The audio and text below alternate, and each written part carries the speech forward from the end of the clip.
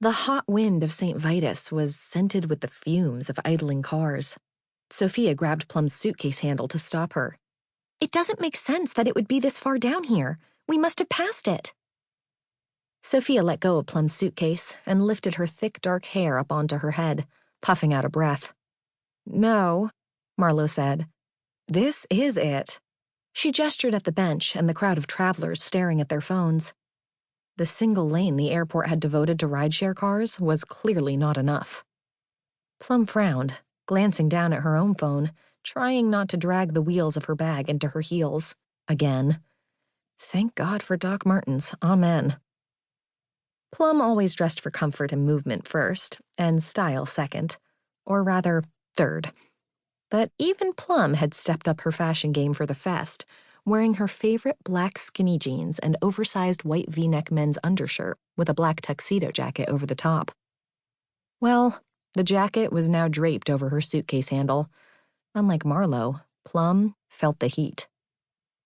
Plum still couldn't believe they were doing this. Just thinking about it set her heart racing in a combination of excitement and apprehension. Back when Plum had told her the plan, Sofia had frowned. "It's technically fraud, isn't it?" she'd asked. Marlowe had chimed in, "Mail tampering's a federal offense." But it wasn't mail fraud or identity tampering or whatever. It was courage. It was boldness. It was reaching for the life you wanted and for who you wanted to be. By being the person you were impatient to become. Plum felt dazzled by her own audacity, as if inside her all these years there was a secret mirrored disco ball just waiting for one bright act of courage to scatter speckles of light all through her. And anyway, it was totally something her older half-sister Peach would do. Absolutely.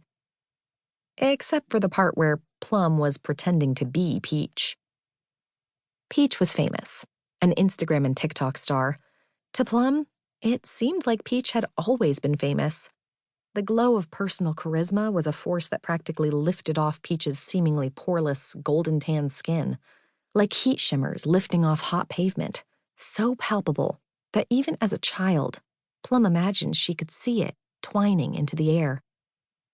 Peach was 10 years older than Plum, and had never been anything as ordinary as a high school senior with a severe case of senioritis and a spring break with nothing to do.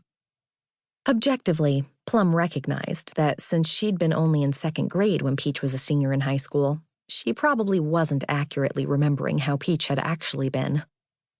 Peach had dropped out of college and started her own company when her social media started paying so well. She was a true influencer, bestowing an effortless patina of cool with a single post or click of a heart-shaped button. Peach's life was the very definition of aspirational.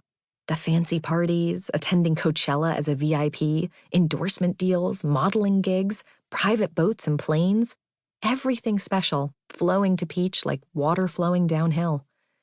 So much so that Peach was now moving to LA from NYC to pursue acting. Peach asked that her mail be forwarded to her dad's house during the move, and while she renovated her new place. Some kind of secretarial service was supposed to come and sort through the drifts of catalogs and samples and invitations that had gathered in laundry baskets on their dining room table. Meanwhile, for Plum, spring break loomed, and there was nothing to do. Plum's mom said they would have a staycation, but it was fairly obvious that meant Plum would spend her days alone, as usual, while her dad went to work at the local hospital where he was a radiologist, and her mother went to work at the daycare she managed. Plum's spring break, then, would have included nothing but scrolling her phone, cooking ramen, and binging some shows. They were all things that Plum actually enjoyed, but it didn't feel like enough. Not when there was a whole world out there, and yearning pulling at her insides like the moon pulls the ocean, to just go, to be a part of something, to dare. To act as she wished. To be bold. Then, as if Plum had somehow summoned it, the invitation had arrived.